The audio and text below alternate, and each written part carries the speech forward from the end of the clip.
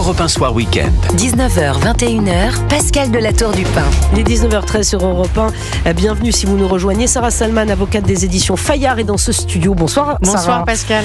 Alors, je voulais d'abord prendre des nouvelles. Et évidemment, Jules Torres qui est installé dans ce studio et Philippe Guibert. Bonsoir Pascal. Bonsoir madame. Vous avez un très beau pull bonsoir. ce soir. Ah oui, discret. Un rose bonbon, j'aime beaucoup. J'ai failli mettre un rose pâle C'est vrai, également. Je regrette maintenant mon choix d'avoir mis du blanc. Rose fuchsia, quoi. Oui, c'est rose Votre pétard. chemise est rayée et remarquable. On fait une émission de mode ou on parle d'autre chose? On pourrait. Le faire point vestimentaire. Le point vestimentaire, le point mode de ce soir. On voulait d'abord prendre, avant de revenir évidemment sur les attaques autour du livre de Jordan Bardella, parce qu'on a trouvé quelques pépites. Sarah, ça va vous plaire. D'abord, vous avez dit chez Cyril Hanouna, il y a quelques jours, que la procédure que vous aviez lancée pour la maison d'édition Fayard contre la régie publicitaire de la SNCF, qui, je le rappelle, s'était engagée par contrat à faire cette campagne. Parce qu'il faut le rappeler, c'est pas simplement les syndicats la chronologie est extraordinaire. Ça veut dire que quand on lit la presse, on a le sentiment qu'ils ont découvert au dernier moment, c'était un contrat sous X, c'était pas clair, ils nous le vendent comme ça. Quand on lit avec attention, déjà Le Point a fait un article le 15 octobre en disant Jordan Bardella sort un livre, Ce que je cherche, aux éditions Fayard. Donc on a l'auteur, le titre, la maison d'édition et le jour. Le 16 octobre, nous avons les idéologues de Sudrail qui nous expliquent que c'est scandaleux, que ce serait faire la campagne d'un parti politique, et pour autant, ils signent le 21 octobre en connaissance de cause. Alors ils nous expliquent qu'on n'avait pas le visuel. Il était sur le Instagram de Jordan Bardella le 18 octobre, il y a plus d'1 million de vues, donc quand on se renseigne un peu, on peut le voir. Il y avait l'article du Parisien, du Point 15 octobre, mais ils ont signé, il n'y avait aucun problème. Et ils n'ont pas saisi l'autorité de régulation de la publicité, la RPP, entre le 21 et le 28. Ils auraient pu le faire. C'est dans l'article 8.1, vous avez la RPP. Et vous avez dit qu'il fallait que ça aille très vite, la procédure, avant le 25. Faut que ça aille dans l'idéal. Après, je ne suis pas maître des horloges, je vous en dirai plus la semaine prochaine, je ne suis pas maître des horloges du tribunal de commerce de Paris. Mais dans l'idéal, comme la campagne était prévue entre le 25 novembre et le 17 décembre, ça serait évidemment pertinent que ce soit avant.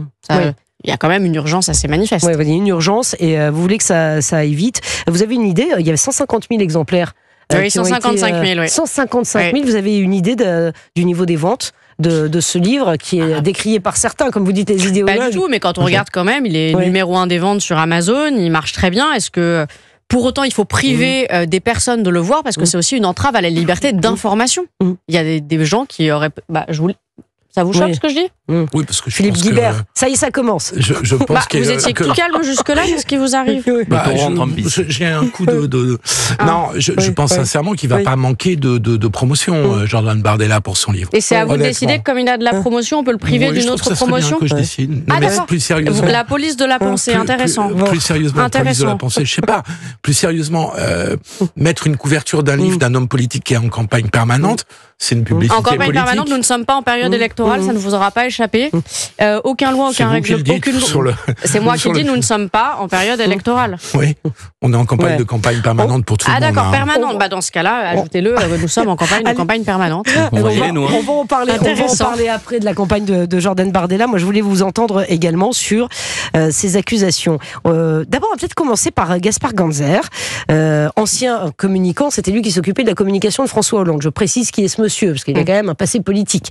Gaspard Ganzer, à la télévision, sur le service public, donc aujourd'hui, qui accuse, je cite, le camp Bardella d'avoir instrumentalisé cette polémique à des fins mercantiles. Écoutez.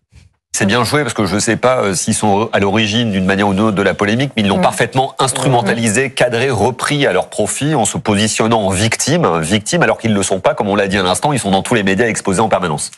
Alors, quand j'entends ça, j'ai une citation de Lamartine qui me vient, la critique est la puissance des impuissants. Je trouve ça extraordinaire, ça veut dire qu'il est victime de discrimination et on lui dit, c'est de votre faute parce qu'on ne veut pas faire la campagne, vous l'avez bien cherché, c'est de votre faute. Non, le contrat a été signé en bonne et due forme. Il y a les idéologues, la morale et la loi, la justice, le droit. Et là, je pense qu'on n'est pas dans la morale de dire c'est bien ou c'est pas bien. Ils avaient signé un contrat. Pourquoi ne pas l'exécuter alors qu'ils avaient tous les éléments? C'est la question qu'on peut se poser. Voilà, mais lui, il dit en substance que cette polémique vous arrange bien. Alors, pas vous, Non mais attendez, quelle mauvaise foi. Il est privé de faire une campagne, il est victime d'une certaine manière de discrimination, et on nous dit il l'a bien cherché. Mais on marche sur la tête pour reprendre l'émission de notre ami Cyril Hanouna. Et le journal Le Monde qui parle du livre de Jordan Bardella, c'est écrit comme d'un objet marketing propulsé par Vincent Bolloré. Alors ça... Ils ont sorti cet article. Ils accusent en substance Vincent Bolloré d'être le meilleur communicant. C'est un journaliste qui a écrit ça. J'ai cru que c'était un stagiaire en formation, mais non, c'est bien un journaliste. Je trouve ça assez inquiétant parce que ça vous fait rire, mais moi un peu moins. Non, c'est stagiaire en formation. Oui, je cherche des excuses rationnelles à l'irrationnel quand je dis des conneries pareilles. Ouais.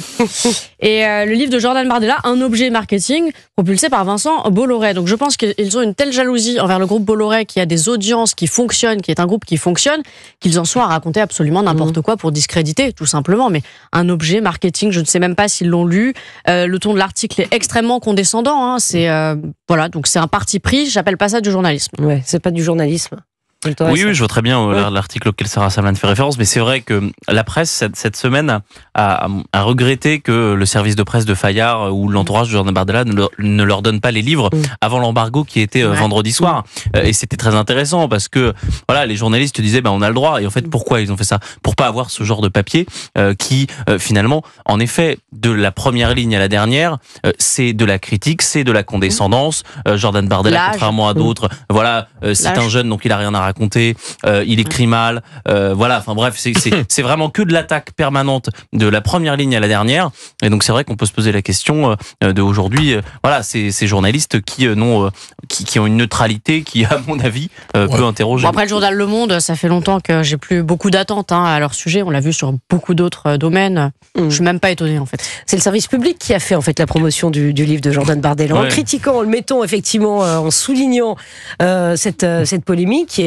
C'est le service la polémique, elle part de qui? Elle part notamment de Sudrail. En fait, c'est eux qui ont commencé. Donc après, par exemple, ils avaient dit on craint des troubles à l'ordre public, ce que eux-mêmes créeraient, c'est-à-dire qu'ils craignent ce que eux-mêmes peuvent créer. Donc c'est toujours c'est lunaire, voilà, c'est lunaire. Mais ils se rendent compte, Sudrail, qui font de la publicité, c'est eux qui font la publicité du livre, en fait. Vous savez, je sais pas trop ce qui se passe dans leur cerveau, ni la logique. Je vous avoue que... Ils sont peut-être pas complètement idiots. Faut pas... non. On peut faire l'hypothèse que les gens qui ne sont pas d'accord avec nous... là, c'est pas qu'ils sont pas d'accord, c'est qu'ils veulent que le libère. Complètement idiots. Non, mais c'est vrai que ça paraît un petit peu contre-productif. Ça paraît contre-productif, mais je redis sur le fond que le livre de Bardella... que je n'ai pas lu, ce que je cherche pour un homme politique, en général, je cherche à convaincre de gagner les élections, pour gagner les élections, arriver au pouvoir. Mais ça, c'est votre déduction et votre syllogisme. Ça veut dire que c'est pas très difficile quand même à faire. Si vous prenez ce que je cherche et que vous l'apposez sur votre livre, mais ça, c'est pas le droit, ça, c'est votre syllogisme. Il peut chercher à être heureux, me dit Thomas Lacroix. Je vous disais tout à l'heure. Juste, c'est normal pour un homme politique de vouloir ça, c'est sa vocation. Je vous disais tout à l'heure, avant qu'on entre au studio, que ce que je cherchais, c'était un taxi et mes clés. Donc vous voyez bien que vous ne pouvez pas vous fonctionnez par l'absurde et je raisonne par l'absurde également. Moi, je ne pas par l'absurde. Oui, qu'est-ce qui vous arrive, Jules Torres? Je veux me poser en arbitre. Allez-y. Sarah Salman et Philippe Guibert ont raison tous les deux. Oui. C'est pas un arbitre. Il s'agit d'un livre politique. Mais vous l'avez pas lu? Si, je l'ai lu. Pour le coup, je l'ai lu. J'ai même fait une interview au JDD ce week-end. Il a fait ça à la une du JDD. Et j'ai même fait une recension aujourd'hui. Ça reste un livre politique. Seulement, l'article 8, dont on a beaucoup parlé, l'article 8 qui régit ce qui est ou pas un livre politique, est complètement flou. Et c'est quoi un livre à caractère politique? En effet, cette une-là ne nous dit pas que c'est un livre politique. Visuel. Il y a pas. Non. La une de ce livre-là ne nous dit pas si c'est un livre politique. Il n'y a pas de slogan. Il n'y a pas de slogan. Il y a pas de slogan politique. Donc évidemment que c'est très compliqué. Il y avait aussi ce débat sur le fait que on faisait une différence entre un politique en activité et un politique qui n'était pas en activité. Ça n'existe pas dans l'article 8. Ça, c'était le grand mensonge de Patrick Cohen sur le service public, toujours. Donc voilà, moi je pense qu'il y a le problème de cet article 8, c'est qu'il est flou, et du coup, c'est pour ça qu'on a ce débat-là, et c'est pour ça que Jordan Bardella, il a le droit d'être affiché en garde. Comme il est flou, ça veut dire que cet article est arbitraire, parce que rien n'est précis dans la loi ou dans le règlement, disant pas de personnes en mandat, en exercice, et pas de personnes qui président un parti. Auquel cas, il faut l'écrire. Moi, j'ai cherché, j'ai pas trouvé. Bon, Philippe Guibert, vous bouillez là, je vous sens bouillir. Non, mais je vous crois complètement que l'article 8 est complètement flou et mal rédigé. Ça, j'ai pas de problème. De là à dire que ce que je cherche de Jordan Bardella n'est pas un livre politique. On n'imagine pas qu'il recherche la sagesse transcendantale. Vous n'en savez rien. Mais il a sûrement trouvé dans la politique. Et c'est très bien. Encore une fois, je trouve que pour un politique, c'est la moindre des choses. Mais devant un juge, vous expliquez ça comment? Je ne suis pas devant un juge, je suis devant un micro. Et quand je vous entends dire qu'on ne peut pas deviner que c'est un livre politique, je trouve ça un peu je vais vous dire, la maison d'édition avait pris des précautions, avait demandé à Mediatransport quelles seraient, quand c'était sous X, les contraintes éventuelles si ça concernait une personnalité politique. Réponse de Mediatransport, faire attention à la phrase d'accroche, donc le titre dont on parle, ce que je cherche, et être relativement neutre. Moi, je l'ai vu, le visuel. C'est neutre. C'est très neutre. Non, mais c'est vrai. Et ce qui fait jurisprudence, c'est certains livres, notamment celui de Walidia, qui est un humoriste d'extrême gauche, et dans lequel... C'est pas une personnalité politique. Oui, mais dont le livre, et dont la couverture du livre, qui s'en prenait directement à Macron, pour le coup, là, est à caractère politique. Ce sont juste des faits, Philippe. Ce que je cherche... Pardon. Non mais Walidia, il est à Mediapart depuis la rentrée. Non mais pardon, mais c'est pas ce que je cherche. Ce que je cherche, c'est pas un slogan politique. Ce que je cherche, c'est pas quelque chose qu'aurait dit Nicolas Sarkozy et donc se servirait Jordan Bardella pour appuyer un nouveau livre. Voilà, ça n'a pas d'historique politique, en tout cas dans notre histoire. Autant votre argumentaire me paraît très solide sur le flou de l'article 8, autant prétendre que le livre de Bardella n'est pas à l'intérieur d'une campagne politique parfaitement légitime par ailleurs. Mais on n'est pas en période électorale.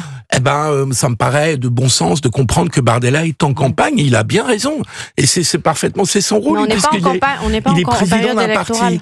Et donc, comme la SNCF et la régie publicitaire, la SNCF n'a jamais mis de publicité pour un livre d'un homme politique en activité, il ne l'a fait que pour des anciens présidents à ma connaissance. C'est pas complètement incohérent. Alors pourquoi avoir dit oui puis non? Je suis d'accord avec vous là-dessus. Le problème, mais c'est pas complètement arbitraire de dire on ne veut pas que notre régie publicitaire soit pour des hommes. L'article est tellement flou que ça en devient discrétionnaire. Le problème avec cet argument, Philippe, c'est que quand est-ce qu'on décide qu'il y a campagne ou non? Quand est-ce qu'on décide qu'un politique est en campagne ou non? Il est tout le temps, Jules. Je ne sais pas, je suis journaliste politique, je peux pas dire que là on soit en campagne. Si, vous pouvez le dire. Non, je ne pense pas qu'on soit actuellement en campagne électorale. On n'a pas de débat télévisé, on n'a pas vraiment de meeting. Là aujourd'hui, on a fait un hier. Non, c'est pas un meeting, c'est une séance de dédicace pour la sortie de son livre. Mais la vérité, c'est que quand François Hollande, il fait son livre, que plusieurs années plus tard, il revient en politique. Oui. On peut considérer que son livre, il était pour servir son politique. Quand Ségolène Royal sort son livre et que quelques mois plus tard, elle est candidate pour Matignon, on peut considérer que le livre qu'elle a publié précédemment était un livre politique. Et c'est pareil pour l'autre pendant, c'est Nicolas Sarkozy, dont on dit que potentiellement des fois il pourrait revenir dans le monde politique. Quand il sort un livre, il y a toujours un petit peu de politique derrière. C'est pas seulement des mémoires. Et là, c'est une autobiographie. C'est pas seulement des mémoires. Et là, c'est une autobiographie. En effet. Et on joue sur les mots. C'est là où c'est ténu, où c'est flou. Allez, parce que Sarah va être obligée de nous quitter. Donc messieurs, je vous garde, mais Sarah, mais quel dommage. C'est voilà. Donc les termes du contrat. Vous alliez dire c'est une catastrophe. C'est une catastrophe. Donc les termes du contrat avec Mediatransport stipulent du 25 novembre au 17 décembre. Ça veut dire quoi? Ça veut dire que si jamais on vous donne raison, cette campagne aura bien lieu. Il faudrait qu'il tranche assez vite. Mais le but c'est celui-ci, mais il faudrait qu'il tranche quand même assez vite. S'il y a du retard, il n'y aura pas de campagne. Vous allez vous faire rembourser? Non mais c'est bête ce que je vous dis, mais je vous en dirai plus. Je vous en dirai plus. Suspense. Quand? Bientôt? Bientôt. Ouais, bientôt. Bon, ça va bouger. Ça, bien sûr. Bien sûr. Et les libraires, ils disent rien, oui, effectivement. Les libraires, de toute façon, ils ont tout intérêt à vendre le livre de Jordan Bardella. Enfin, je veux dire. Il y en a certains qui refusent de vendre. Et ça, moi, je trouve même ça plus scandaleux que. En fait, c'est tout simplement de la discrimination. Quand vous ne voulez pas vendre un livre, c'est de la discrimination. Mais refuser la campagne d'affichage, pour moi, et ça n'engage que moi, c'est de la discrimination. Ça veut dire que Jordan Bardella est victime de discrimination et la Maison Fayard également. Donc pas de retour des libraires. Vous n'avez pas eu des difficultés avec certaines librairies? En même temps, ça fait qu'un jour qu'il est mis en vente. Et demain c'est férié. Et demain c'est férié. C'est vrai. 11 novembre, c'est quoi, Jules Torres?